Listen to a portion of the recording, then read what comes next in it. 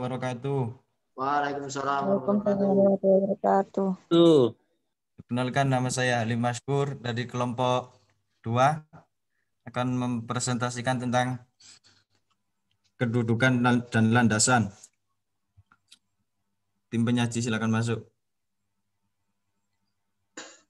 Yang pertama adalah landasan negara hukum, demokrasi, dan kepemerintahan yang baik.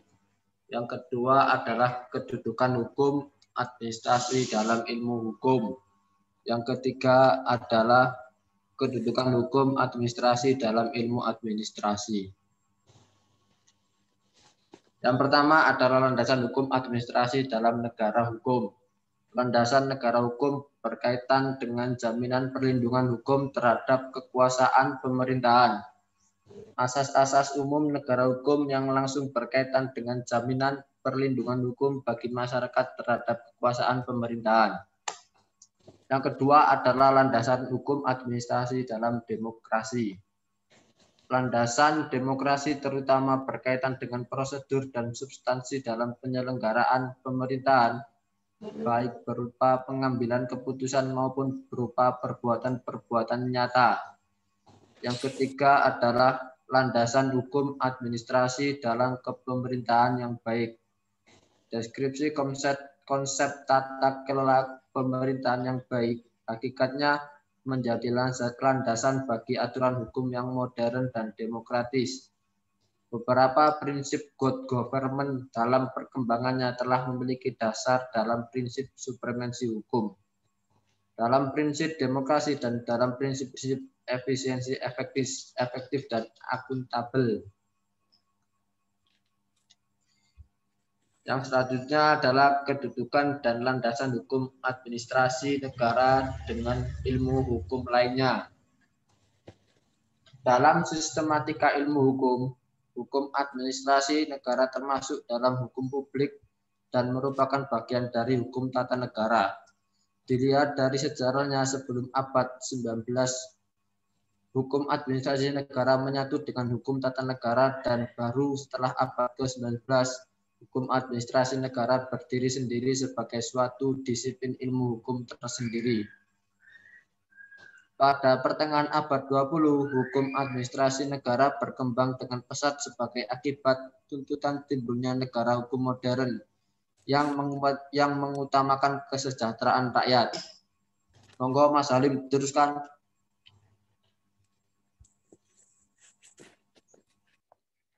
Kedudukan dan landasan hukum administrasi dalam ilmu administrasi negara. Lanjut.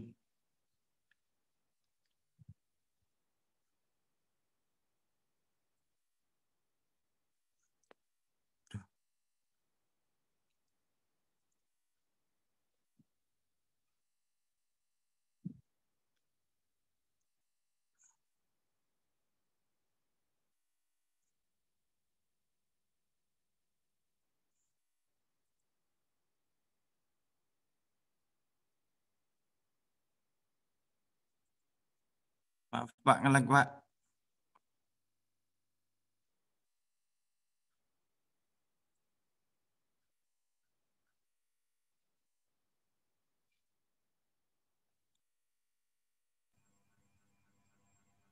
Kedudukan dan landasan hukum administrasi dalam ilmu administrasi negara. Sebagaimana istilah administrasi negara juga mempunyai berbagai macam pengertian dan makna. Dimok menyatakan bahwa sebagai suatu studi, administrasi negara membahas setiap aspek kegiatan pemerintahan yang dimaksud untuk melaksanakan hukum dan memberikan pengaruh pada kebijakan publik sebagai suatu proses administrasi. Administrasi negara adalah seluruh langkah-langkah yang diambil dalam penyelesaian pekerjaan, dan sebagai suatu bidang kemampuan administrasi negara mengorganisasikan dan mengarahkan semua aktivitas yang dikerjakan orang-orang dalam lembaga-lembaga publik. Sekian dari kami kelompok 2. Apabila diteruskan oleh kelas B mungkin Kelas monggo, E, monggo Mas Aan diteruskan. silakan masuk tentunya di kelas E. Iya, saya penyaji pertama dari Kelas E. Peng- Pengertian hukum administrasi negara. Hukum administrasi Materi negara. ini belum. Ya, anuan. Tuh. Ya orang ya moderator itu. Orang usah. Kir Wah. Hari. Dang. Aku bebas memang tiga itu ngikut sama doa Yuk kelompok kelas E. Lanjut aja, Pris. Lanjut, Pris. lanjut ya. Lanjut. Iya. Pengertian Semangat, hukum Bapak. administrasi negara. Hukum administrasi negara adalah suatu perangkat aturan yang memungkinkan administrasi negara melaksanakan fungsinya. Adanya hukum administrasi negara akan melindungi warga negara terhadap segala perbuatan tindak administrasi negara. Selain juga sebagai pelindung administrasi negara itu sendiri. Ada tiga landasan dalam hukum administrasi negara. Pertama, landasan negara hukum, yaitu berkaitan dengan jaminan pelindungan hukum terhadap kekuasaan pemerintah. Kedua, landasan demokrasi, yaitu berkaitan dengan prosedur dan substan dalam penyelenggaraan pemerintah, baik berupa pengambilan keputusan maupun perbuatan-perbuatan nyata. Ketiga, karakter instrumental, yaitu alat-alat atau sarana yang digunakan oleh pemerintah atau administrasi negara dalam melaksanakan suatu tugas. Letak atau kedudukan hukum administrasi dalam lapangan hukum. Yang pertama, hukum material, kedua, hukum pidana, ketiga, hukum privat. Selanjutnya akan dilanjutkan oleh penyaji kedua.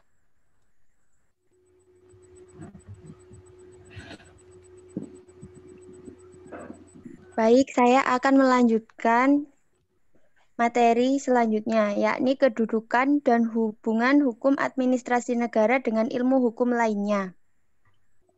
Hukum administrasi negara termasuk dalam hukum publik dan merupakan bagian daripada hukum tata negara.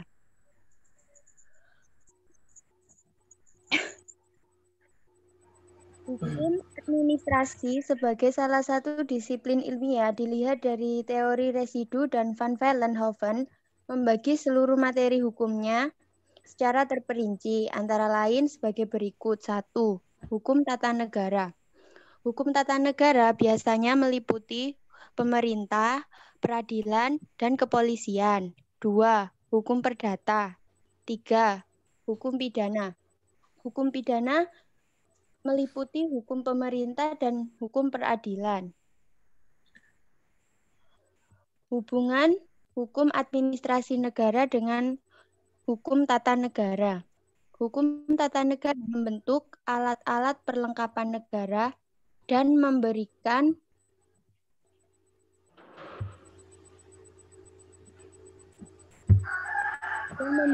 kepadanya wewenang serta membagikan tugas pekerjaan kepada alat-alat perlengkapan negara di tingkat tinggi dan tingkat rendah. Sedangkan hukum administrasi negara melaksanakan aturan-aturan yang sudah ditetapkan oleh hukum tata negara baik di tingkat tinggi maupun tingkat rendah.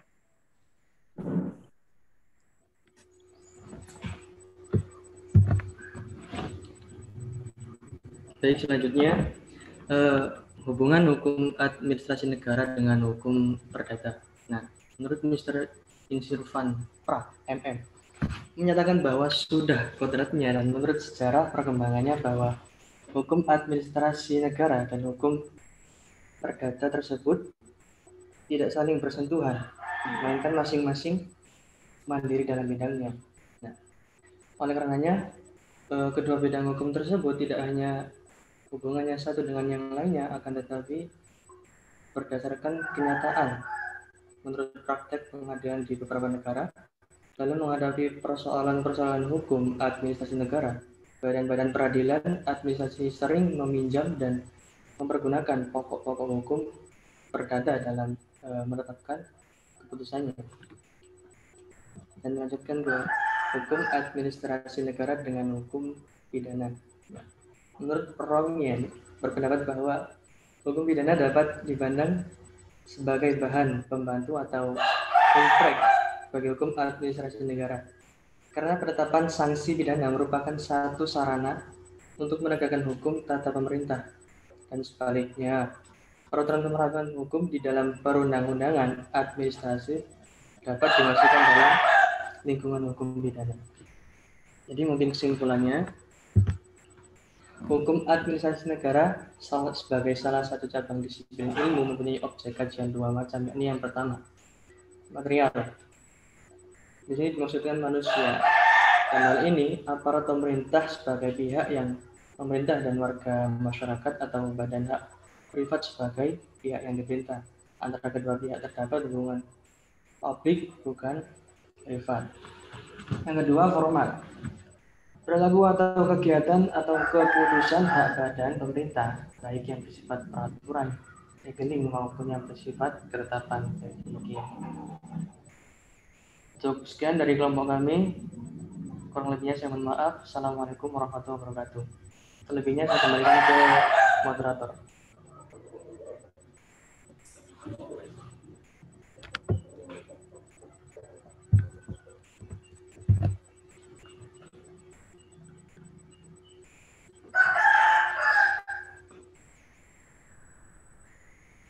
Monggo Mas moderator.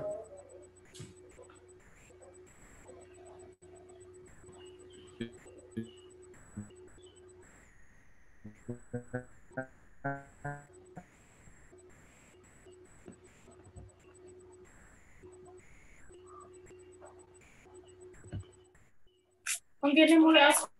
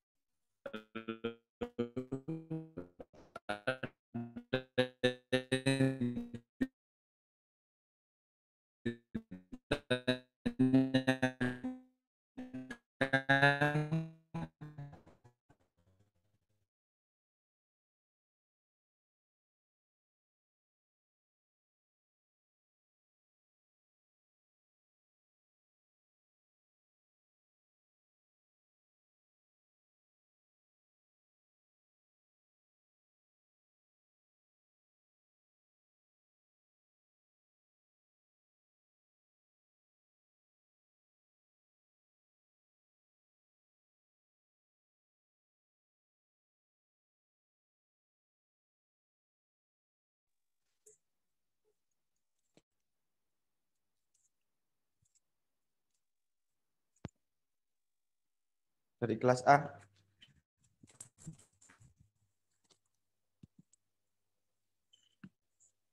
Halo, kedengaran nggak suaranya?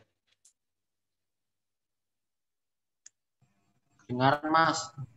Dengar Mas, dengar.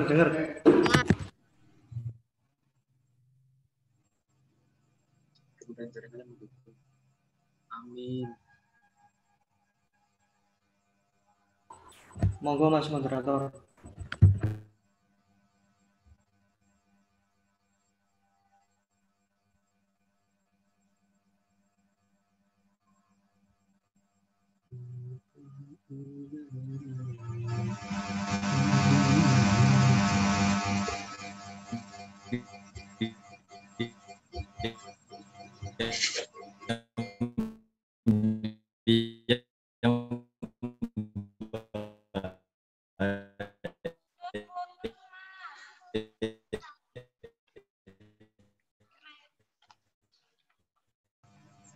Monggo barangkali ada yang bertanya ke kelompok 2 kelas A.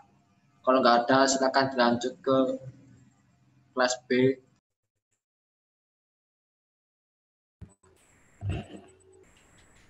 Monggo itu.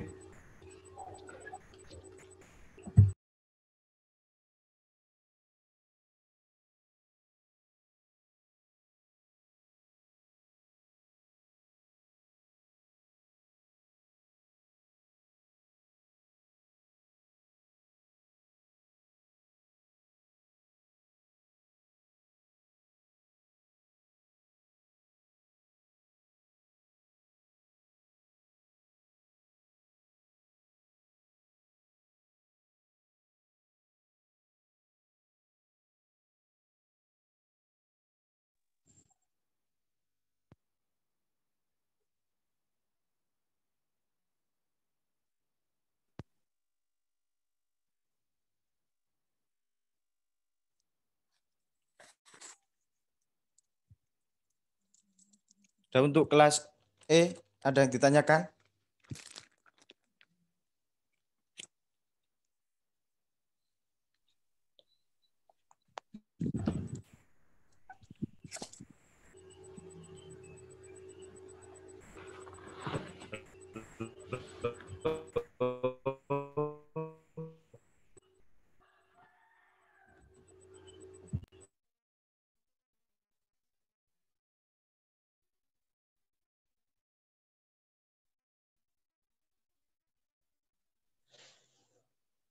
Monggo yang mau bertanya silakan.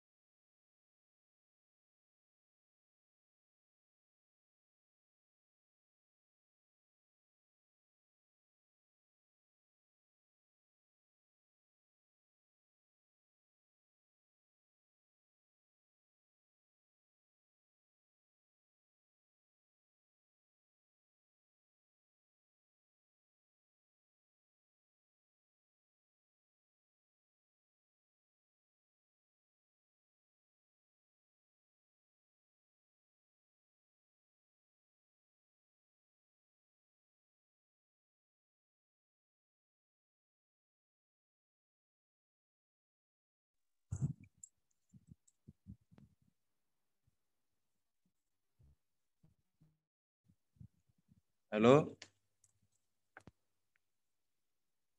Maaf Pak, sinyalnya agak nge-lag Pak.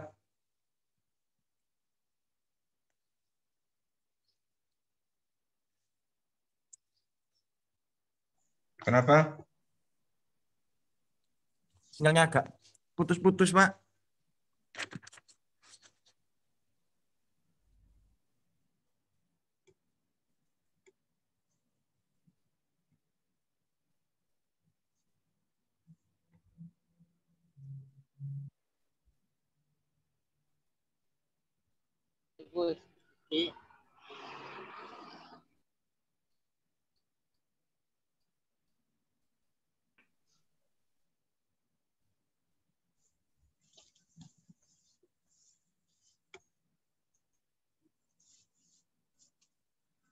Mana moderatornya itu? Serese. Moderatornya ngelek, Pak. Ngelak.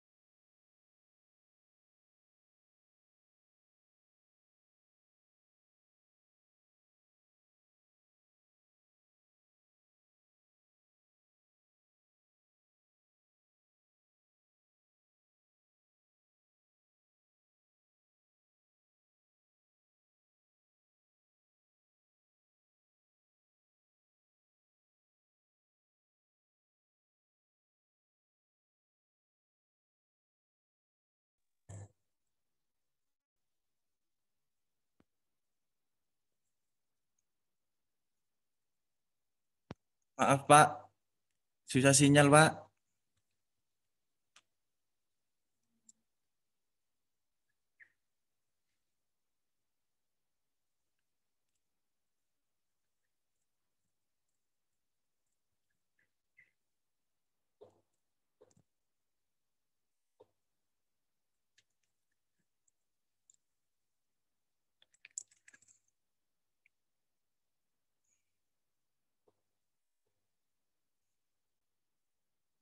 Oke, sekian dari presentasi dari kelas A dan kelas E. Kalau ada yang Loh, kok ada yang nanya itu? nggak ada Pak, dari tadi Ya Pak. dipancing moderator tugasnya mengkondisikan.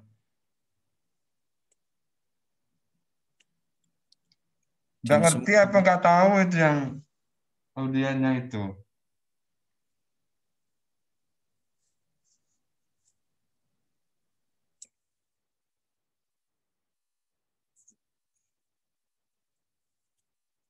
Saya tanya-tanyain nggak ada yang nanya Pak. Ayo monggo sahabat-sahabati.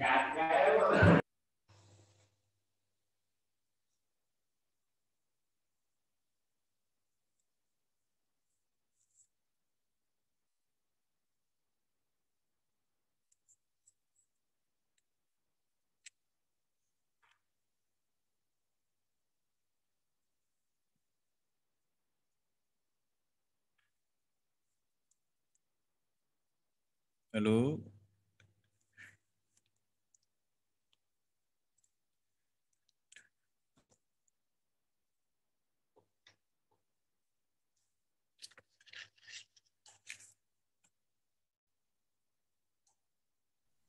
Dijelaskan kembali misalnya untuk memancing audien bertanya itu moderator ya tidak hanya dia tapi memancing bagaimana mereka agar bisa bertanya. Sudah semester 3 kok. Ayo, bisa dikaji diskusinya tadi yang dijelaskan, disampaikan. Bisa disampaikan kembali poin-poin pentingnya apa.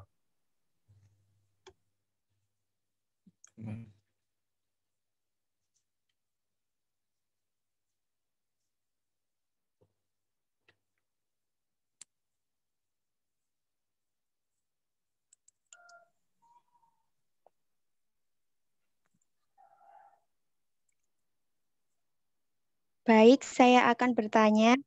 Saya Cici Fatimah dari kelas 3E akan bertanya tentang dalam melaksanakan perlindungan hukum yang digunakan dalam menangani kasus COVID-19 ini, apa juga termasuk dalam landasan hukum administrasi negara?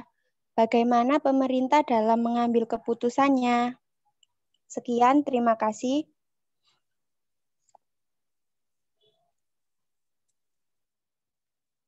Yuk. Yang lainnya.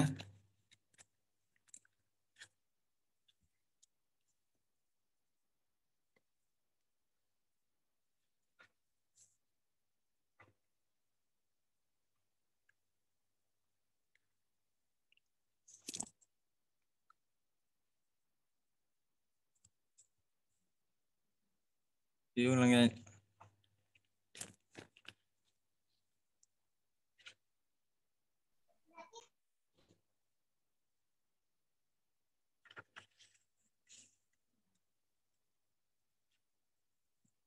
Monggo dijawab. Kelompok 2, kelas A.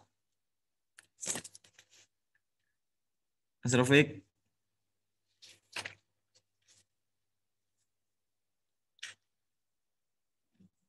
Mas Anam.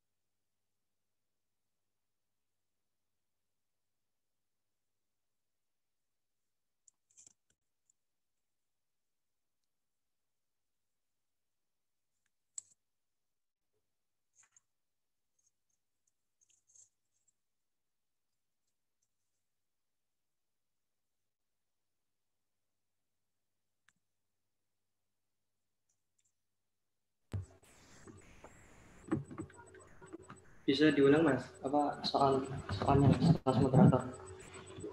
Tadi ngelek, Mas. Keluar tadi pasang. Gimana? Ngelek, nggak kedengeran tadi, putus-putus. Nggak sampean catat soalnya. Iya, mau dicatat tapi mau tadi ngelek, Mas, putus-putus.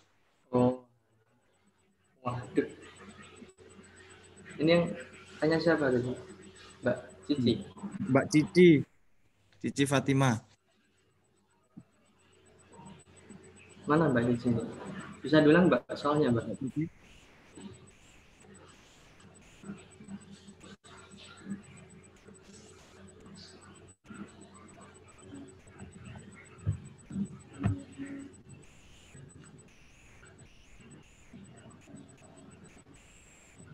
Dalam melaksanakan perlindungan hukum yang digunakan dalam menangani kasus COVID-19 ini, apa juga termasuk dalam landasan hukum administrasi? Bagaimana pemerintah dalam mengambil keputusan? Oh, berarti yang dipertanyakan penanganan COVID ini apa termasuk dalam landasan hukum ya? Menurut saya mungkin termasuk landasan hukum ya. Yang pertama yakni landasan negara hukum dengan jaminan perlindungan hukum terhadap kekuasaan pemerintah. Dan upaya pemerintah apa? Nah, sekarang kan diadakan vaksin gratis,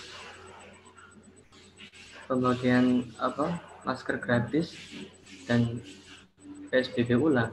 Ya mungkin itu upaya dari pemerintah untuk menangani COVID-19 ini. Jadi ya mungkin seperti itu setidaknya. Mungkin ada jawaban lain dari sahabat mahasiswa. Monggo, moderator. Monggo, ada sanggahan.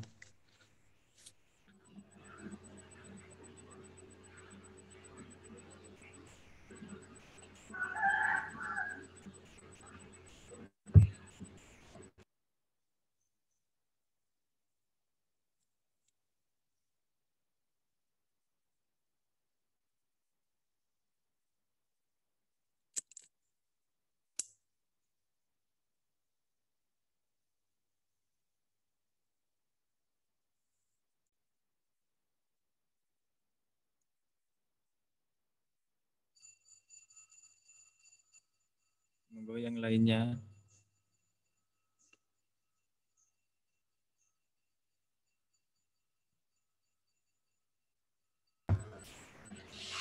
Gimana Mbak Cici?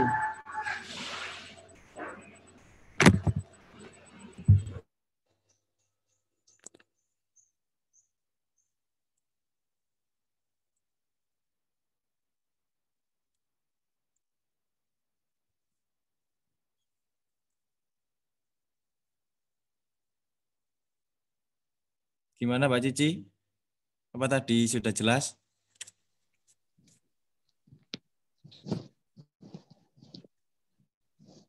Sudah.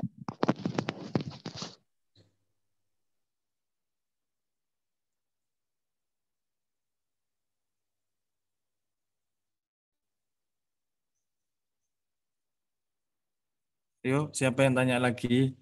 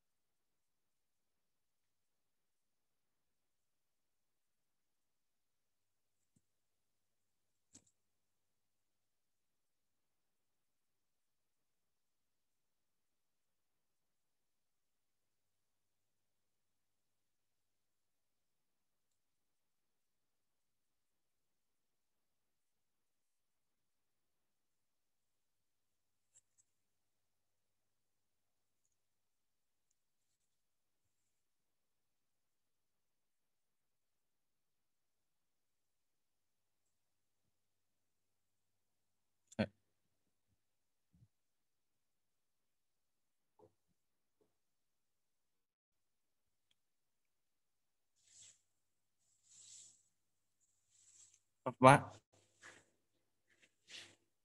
Sudah nggak ada yang tanya lagi, Pak?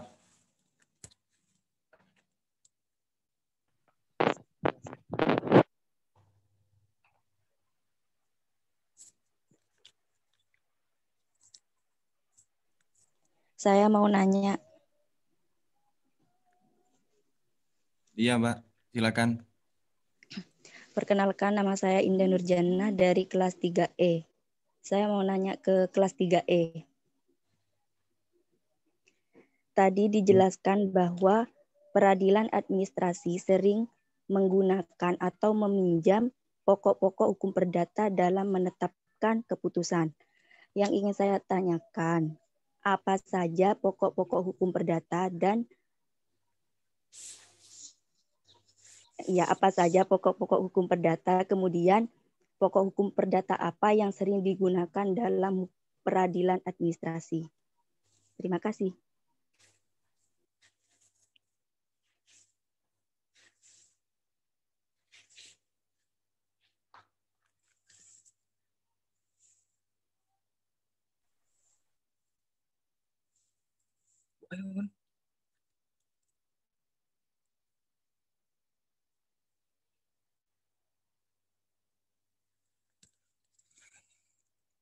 Monggo, kelas 3E dijawab.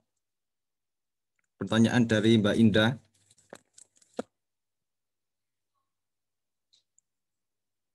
Saya ulang ya pertanyaannya. Apa saja pokok-pokok hukum perdata dan apa hukum pokok perdata yang digunakan?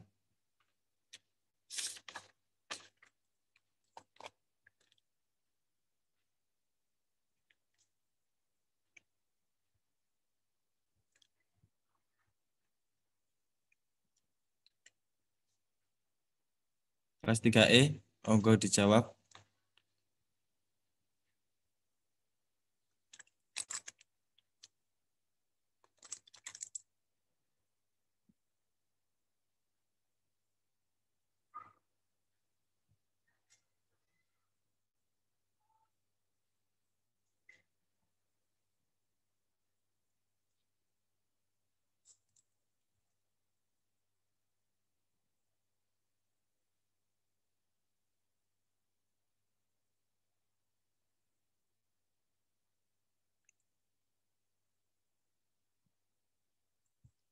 Mas Ade dari kelompok 3E.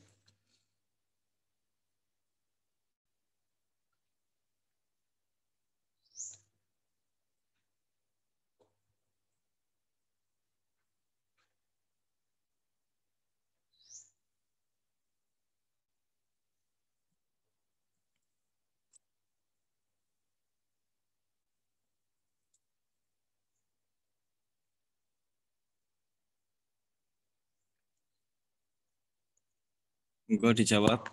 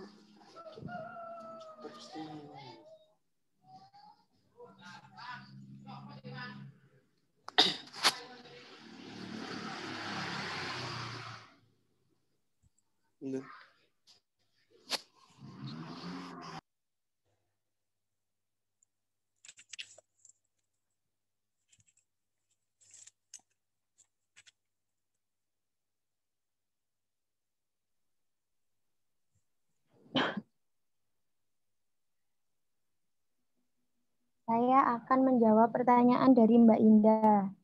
Dengan pertanyaan apa saja pokok hukum perdata dan pokok hukum apa yang sering digunakan.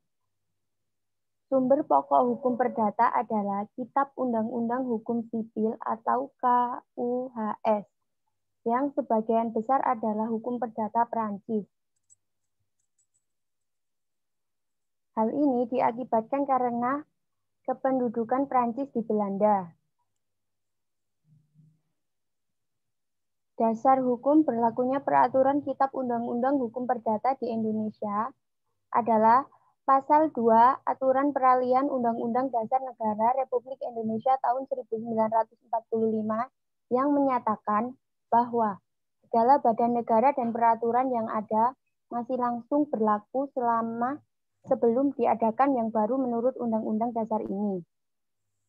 Jadi, pokok yang sering digunakan yakni Undang-Undang Dasar 1945 sebagai pedoman hukumnya.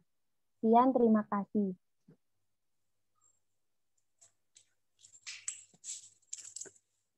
Gimana Mbak Indah? Sudah jelas? Sudah. Ayo yang lainnya, masih 2 pertanyaan lagi.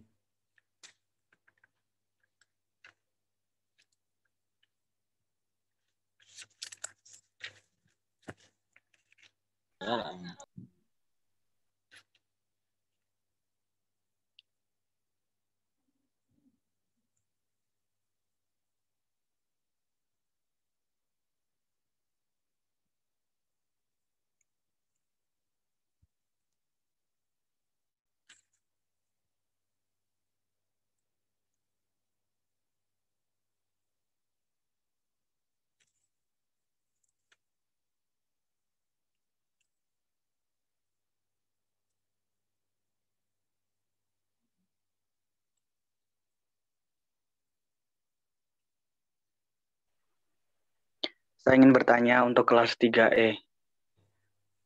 Berikan satu contoh produk hukum administrasi negara, jelaskan bagaimana pembentukannya. Nggak kedengeran, Mas. Nanti ditulis ya, Mas, di chat itu ya. Iya, baik. Monggo.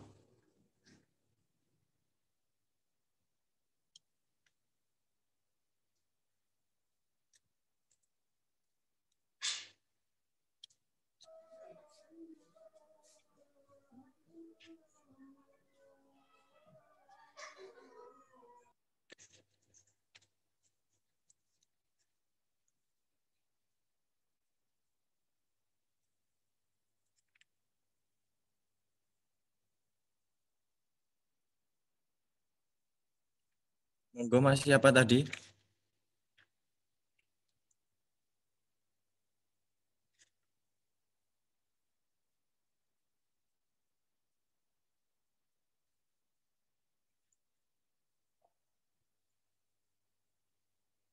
Pertanyaan bagi kelompok kelas 3E, berikan satu contoh produk hukum administrasi negara, jelaskan bagaimana pembentukannya dan apa yang melandasi. Pertanyaan dari Mas Khoirul Mahmudi. Silakan ditanggapi.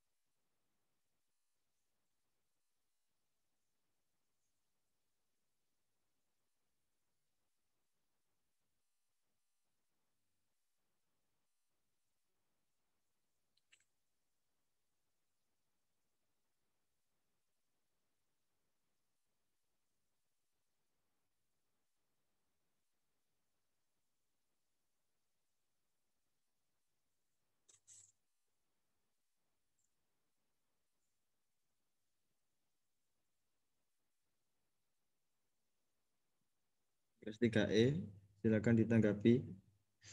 Pertanyaan dari Mas Khoirul.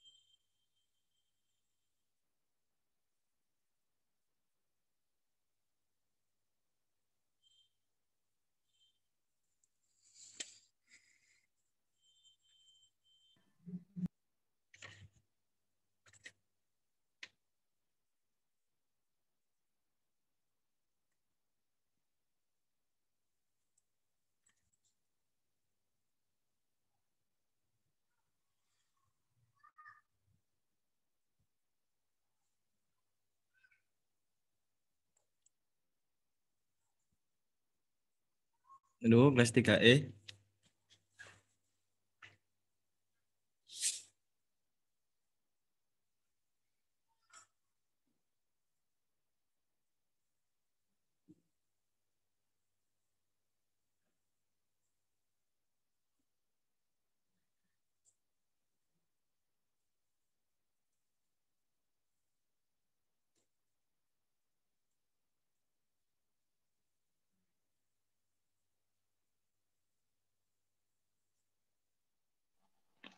Saya akan menjawab pertanyaan dari Mas Khairul Mahmudi. Contohnya produk hukum tentang pendidikan tinggi. 1.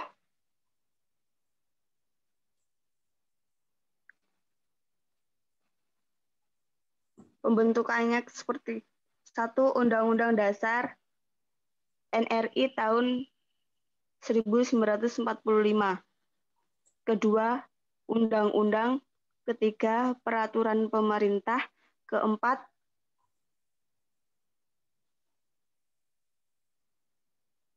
peraturan pemerintah tentang penetapan 7 universitas sebagai BHMN. Kelima, keputusan Presiden Republik Indonesia. Keenam, peraturan Presiden Republik Indonesia. Ketujuh, instruksi Presiden Republik Indonesia. Kedelapan, keputusan Menteri Pendidikan dan Kebudayaan Republik Indonesia. Kesembilan, peraturan Menteri Pendidikan dan Kebudayaan Republik Indonesia. 10, keputusan Dirjen Dikti. 7, surat edaran Dirjen Dikti, Direktorat Dirjen Dikti.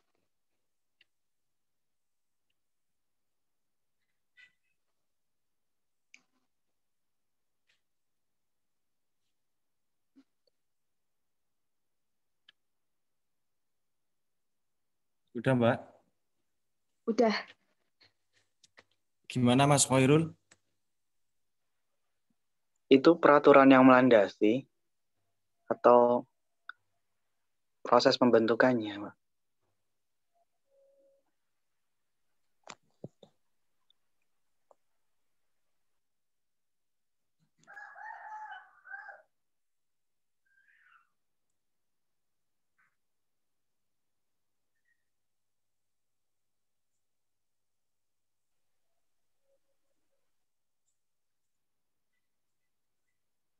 Itu proses hukumnya, dan peraturan yang mendasari adalah Peraturan Undang-Undang menurut Pasal 1 Angka 2 Undang-Undang Nomor 12 Tahun 2011 tentang Pembentukan Peraturan Perundang-undangan adalah peraturan tertulis yang memuat norma hukum yang mengikat secara umum dan dibentuk atau ditetapkan oleh lembaga negara atau pejabat yang tata cara ditetapkan dalam peraturan perundang-undangan. Sekian, terima kasih. Ya, baik, sudah cukup. Terima kasih. Oke, satu pertanyaan lagi. Monggo. Saya mau bertanya. Ya, Mas Jalak, silakan. Ini kelompok apa namanya kelas A sama E sama kan ya materinya?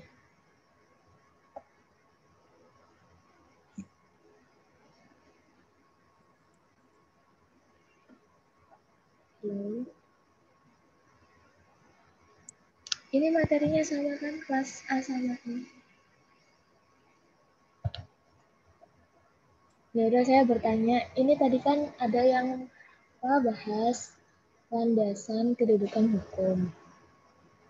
Nah, sekarang Siapa Mbak? Siapa? Salvina. Oke, silakan Mbak. Udah. Udah. Nah, tadi ini kan bahas landasan kedudukan hukum. Nah, sekarang itu kan lagi rame nih, apa namanya, Omnibus Law atau UU Cipta Kerja. Nah, UU yang udah dibentuk ini, yang udah dibuat ini, apa namanya, apa udah melandasi kedudukan hukum apa belum? Kalau misalnya udah, itu kenapa? Kalau misalnya belum, juga kenapa? Terima kasih.